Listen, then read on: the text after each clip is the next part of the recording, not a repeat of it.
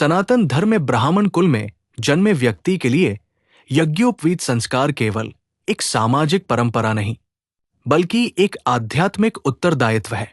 शास्त्रों के अनुसार ये संस्कार जन्म से 8वें से 16वें वर्ष के बीच अनिवार्य रूप से संपन्न किया जाना चाहिए।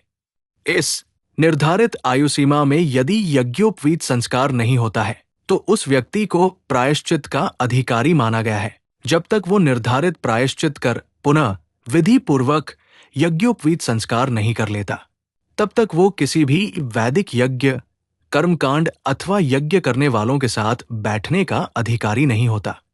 ये विधान शास्त्रीय मर्यादा एवं वैदिक अनुशासन को बनाए रखने हेतु है। क्या आपने हमारे चैनल सब्सक्राइब किया? तो तुरंत सब्सक्राइब कीजिए, इससे हमें लाभ होता है। धन्यवाद। गायत्री मंत्र की उपासना एवं संध्या विधान। जिनका यज्ञोपवीत संस्कार नियत समय पर संपन्न हो जाता है, उन्हें उसी क्षण से अपने गुरु द्वारा प्राप्त गायत्री मंत्र की नित्य उपासना आरंभ करनी होती है।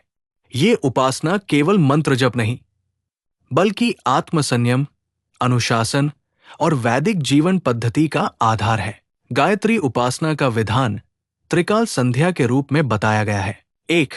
प्रथम संध्या प्रातःकाल, सूर्य उदय से पूर्व शौच एवं स्नान कर पूर्ण शुद्धता के साथ गायत्री मंत्र का जप किया जाता है। 2.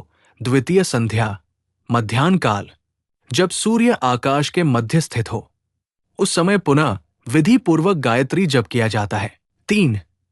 तृतीय संध्या सायंकाल, सूर्यास्त से पूर्व संध्या विधान के साथ गायत्री मंत्र का जप किया जाता है। ये त्रिकाल संध्या मृत्यु अथवा संन्यास ग्रहण करने तक नित्य रूप से की जानी चाहिए।